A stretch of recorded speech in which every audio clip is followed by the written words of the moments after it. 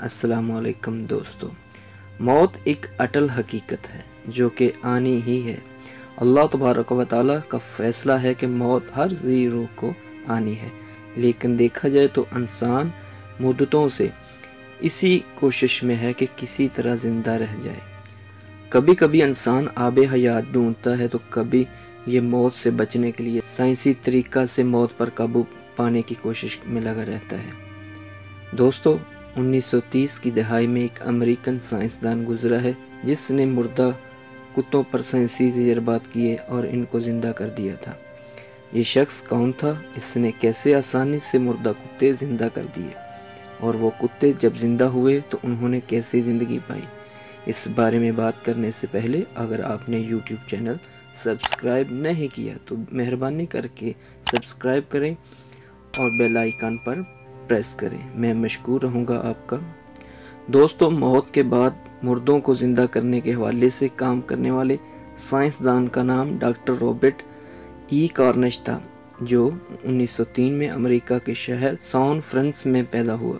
اس دور کا انتہائی قابل بچہ تھا جس نے صرف 18 سال کی عمر میں یونیورسٹی آف کیلیفورنیا سے گریجویشن اور 22 سال کی عمر میں پی ایچ ڈی کی ڈگری حاصل کر لی تھی۔ اسے 21 سال کی عمر میں بطور ڈاکٹر پریکٹس کی اجازت مل چکی تھی۔ یہ شروع میں ہی مختلف طرح کی تحقیقات میں شامل رہا، تاہم 1932 کو ڈاکٹر رابرٹ ای کارنش کو مردوں کو زندہ کرنے کی دلچسپی پیدا ہوگی۔ اس نے اس پر تجربات کرنے شروع کر دیے۔ اس نے حال ہی میں ہارٹ اٹیک اور بجلی لگنے یا دیگر طرح سے موت آنے والوں پر تجربہ کیا۔ تجربے کے لیے وہ مردے کو سیسا سے باندھ دیتا اور اس کے جسم سے ہیپارین کے انجیکشن لگا دیتا تھا، اور خون کو پتلا کرنے اور اس کے بہاؤ کو تیز کرنے کے لیے سیسا پر اس کو تیزی سے ہلا۔ ڈاکٹر کی تمام تر کوششوں کے باوجود وہ کسی بھی مردہ انسان کو زندہ نہ کر پایا، جس کے بعد اس نے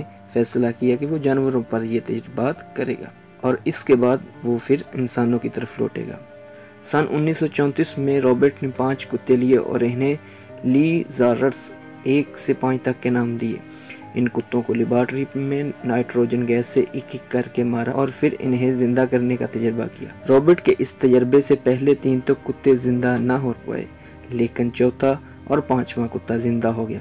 موت کے بعد زندہ ہونے والے کتے اندھے اور پاگل ہو چکے تھے۔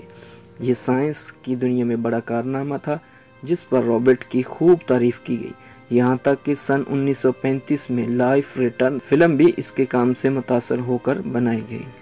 سیلیبریٹی بننے کے بعد رابرٹ کی توجہ مردوں کو زندہ کرنے میں کم ہو گئی اور اس نے باقی انسانی بھلائی کے کاموں میں تحقیقات شروع کر دی۔ سن 1947 میں پھر اپنے پرانے تجربات پر منظر عام پر آ گیا۔